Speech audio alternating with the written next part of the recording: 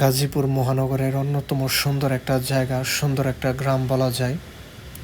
এটি কাশিমপুরের সুরাবাড়ি ডিবেল ফার্মা থেকে ধঞ্জয়খালী যাওয়ার যে রাস্তা, তুরাগ নদীর উপর দিয়ে, এটাই সেই পথ। দুপাশে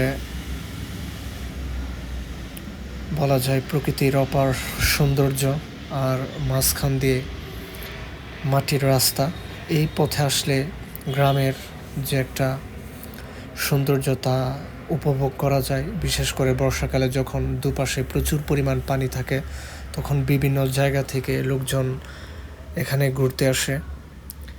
দুপারের মানুষের যাতায়াতের সুবিধার্থে এবং সহজেই যেন একে অপর প্রান্তে যেতে পারে, তার জন্য মূলত এই মাটির রাস্তাটি তৈরি করে এবং দুই ধারে রাস্তার বিভিন্ন ধরনের বৃক্ষরাজি দেখা যায় এবং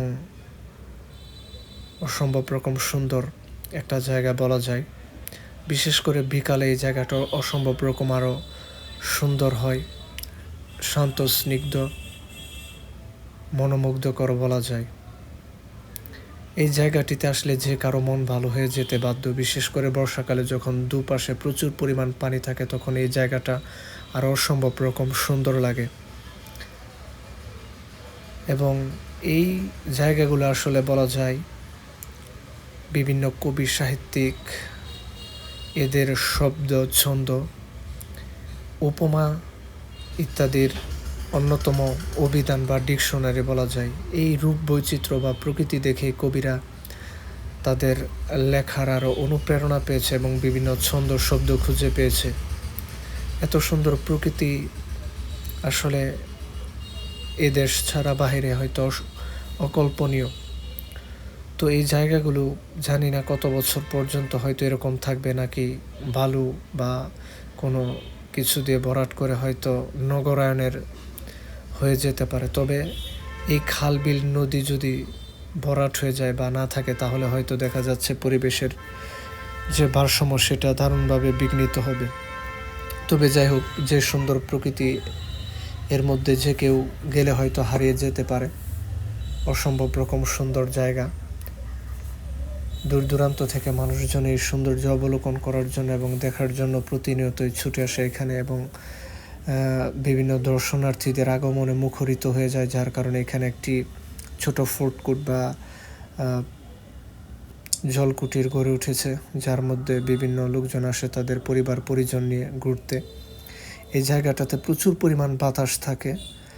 গ্রীষ্মের তীব্র তাপদাহে যখন মানুষের অস্বস্তি চরম পর্যায়ে পৌঁছায়, তখন মানুষ একটু স্বস্তির খুঁজে এখানে এসে গাছের নিচে ছায়ায় আশ্রয় গ্রহণ করে এবং এই তাদের মনকে প্রকৃতির যে বাতাস তার মাধ্যমে শান্ত করে, শীতল করে।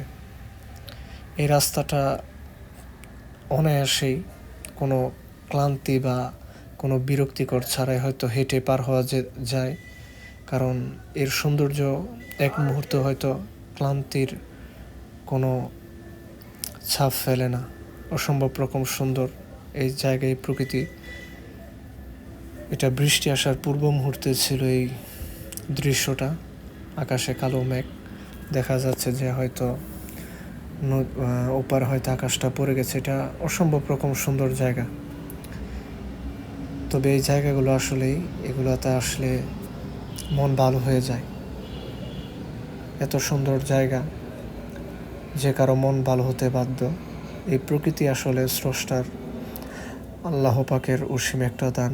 এই প্রকৃতিতে মানুষের বিচরণ করা, আল্লাহর ফিকির করা, আল্লাহর গুণগান করা, এটা আমাদের সত্যি শুকরগুজারের অন্যতম কর্তব্য বলে আমি মনে করি। এই সুন্দর প্রকৃতি, হয়তো এই প্রকৃতি না থাকলে মানুষের বাঁচাটাই হয়তো কষ্টকর হয়ে যেত, যার কারণে সর্বাবস্থায় আল্লাহর শুকরিয়া আদায়।